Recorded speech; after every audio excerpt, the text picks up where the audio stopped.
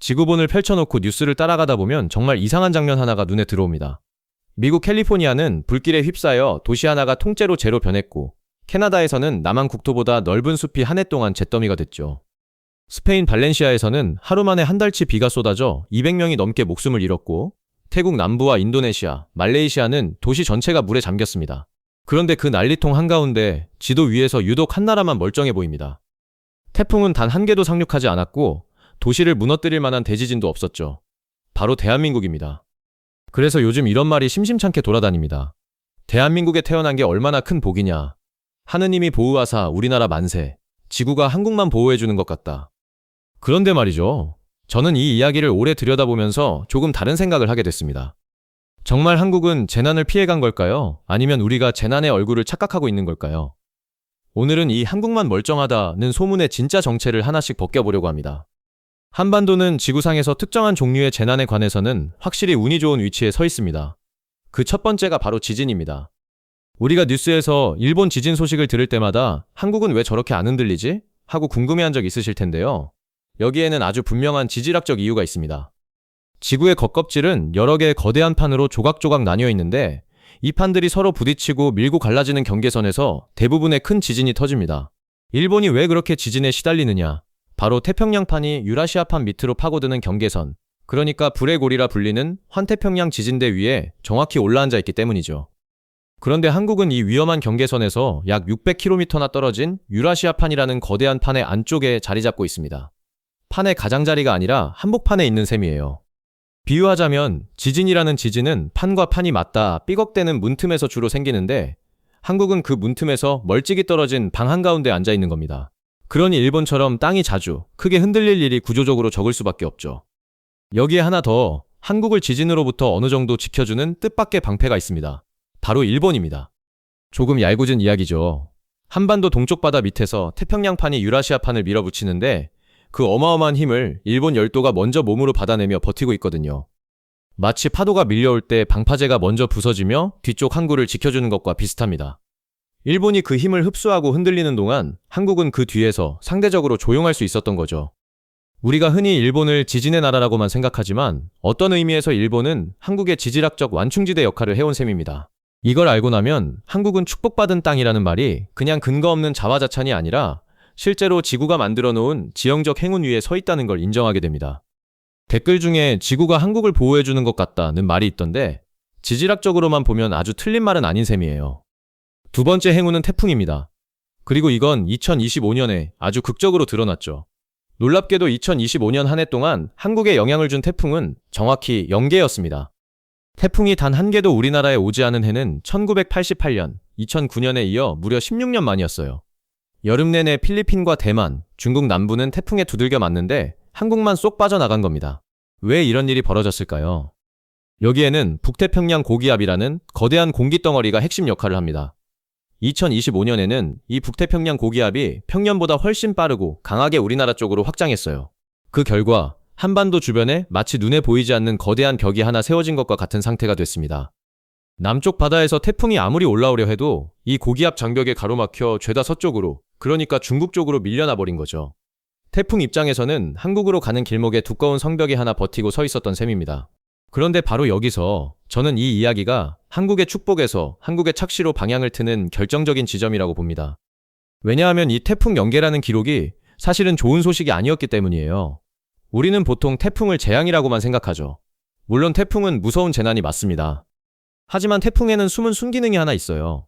뜨겁게 달궈진 여름 대기를 한 번씩 뒤집어 엎으며 열기를 식혀주고 바닷물을 위아래로 섞어 고여있던 열을 흩어주는 역할입니다. 일종의 지구의 에어컨이자 청소부인 셈이죠.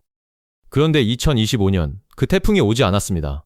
열기를 식혀줄 청소부가 한 명도 출근하지 않은 거예요. 그 결과가 뭐였을까요? 바로 역대 최악의 폭염이었습니다. 기상청과 국가기후위기대응위원회가 공동으로 펴낸 2025년 이상기후 보고서를 보면 이 부분에서 등골이 조금 서늘해집니다. 2025년 여름, 한국의 전국 평균 기온은 25.7도로 1973년 관측을 시작한 이래 역대 1위, 그러니까 사상 가장 뜨거운 여름이었습니다. 구미에서는 폭염 일수가 무려 55일, 전주는 45일을 기록하며 관측 이래 최다 기록을 갈아치웠고요. 심지어 대관령, 그 시원하기로 유명한 강원도 산간 지역에서조차 관측 사상 처음으로 폭염이 발생했습니다. 온열 질환자는 4,460명이 나왔고 그중 29명이 목숨을 잃었죠. 전년보다 20% 넘게 늘어난 숫자입니다. 어떤 시청자분이 요즘 먹고 살기 너무 힘든데 그냥 퇴근 후 에어컨 시원하게 틀고 소맥 한잔하며 행복하다 생각하며 산다는 댓글을 남기셨더라고요. 저는 이 댓글이 참 뭉클하면서도 씁쓸했습니다. 그 에어컨이 없으면 견딜 수 없는 여름이 이미 우리의 일상이 됐다는 뜻이니까요. 태풍이 안 왔다고 한국은 안전하다며 안도하던 그 여름에 사실 사람들은 다른 형태의 재난, 즉 조용히 사람을 죽이는 더위와 매일 사투를 벌이고 있었던 겁니다. 재난이 사라진 게 아니라 얼굴을 바꿔서 찾아온 거예요. 폭염만이 아니었습니다. 2025년 3월, 경상북도를 중심으로 전국에서 대형 산불 5건이 동시에 터졌습니다. 불에 탄 산림 면적이 무려 10만 5천 헥타르, 축구장 14만 7천 개를 합친 것보다 넓은 면적이 잿더미가 됐어요. 이건 우리나라 산불 역사상 역대 최대 규모입니다. 왜 이렇게 커졌을까요? 그 시기 경북 지역은 기온이 평년보다 높고 습도는 15%나 낮았으며 거기에 초속 27m가 넘는 강풍까지 불었습니다. 고온의 건조한 공기, 그리고 강한 바람, 산불이 걷잡을 수 없이 번지기에 이보다 완벽한 조건은 없었죠.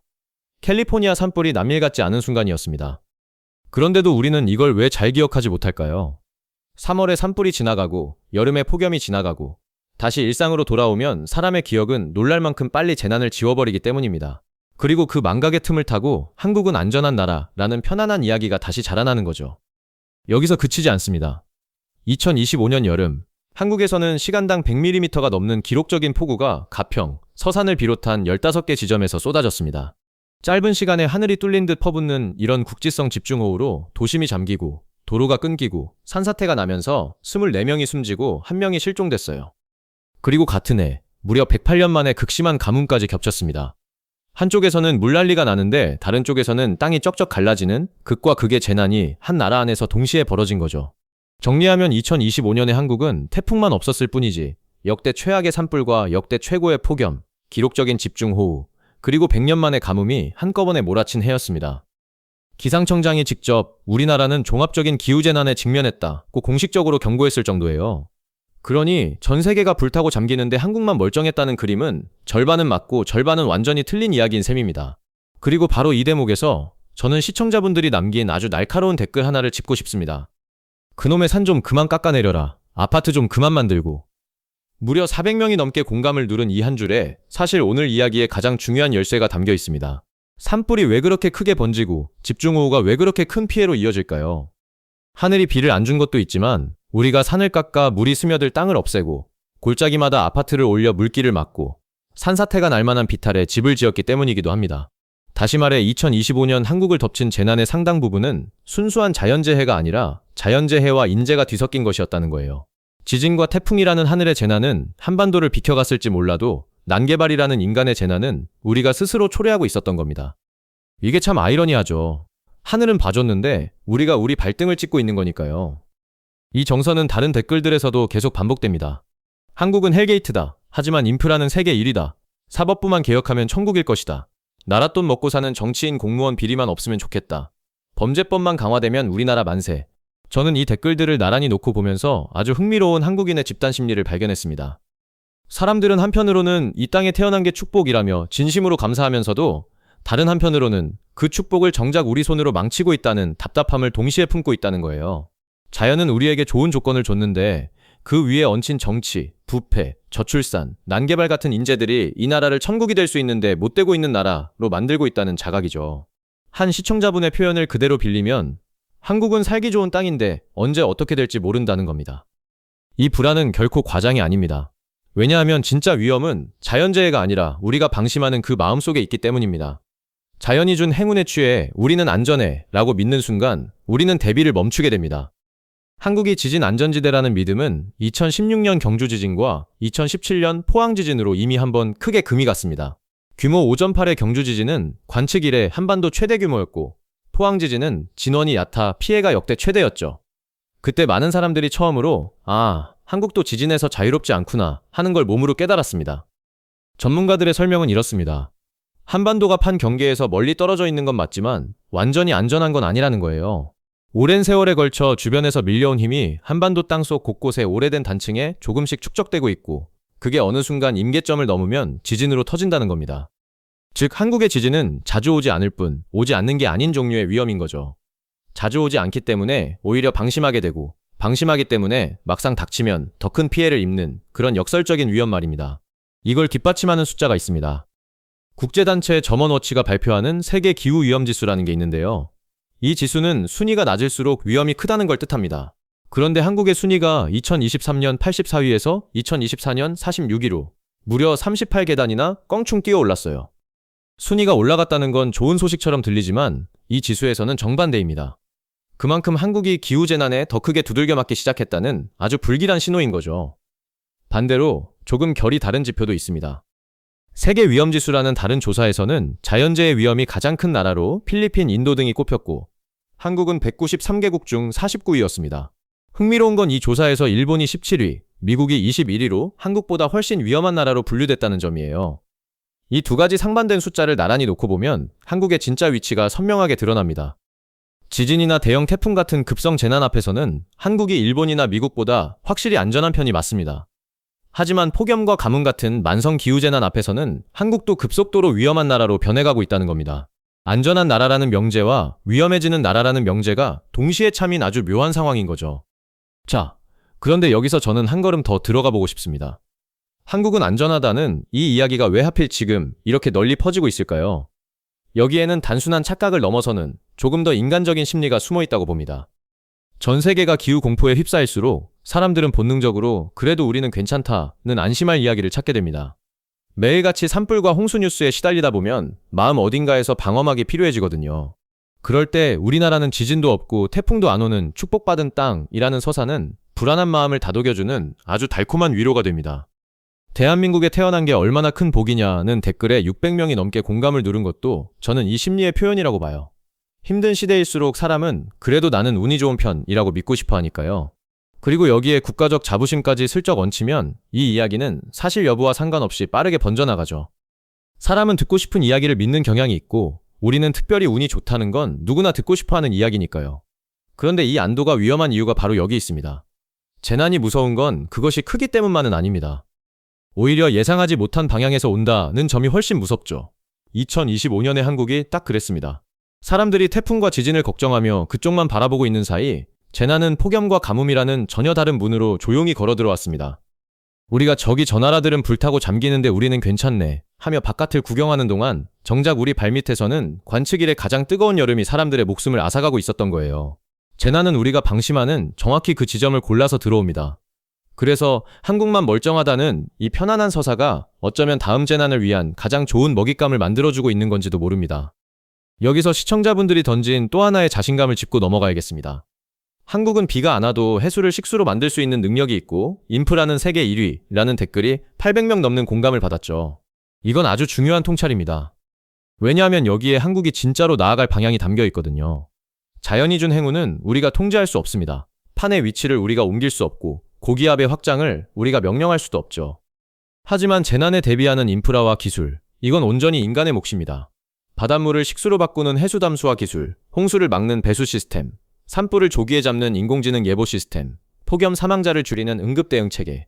실제로 2025년 정부는 산불 대응에 인공지능 기반 예측 시스템을 도입하고 온열 질환 발생을 예측해 미리 국민에게 알리는 체계를 강화하겠다고 밝혔습니다.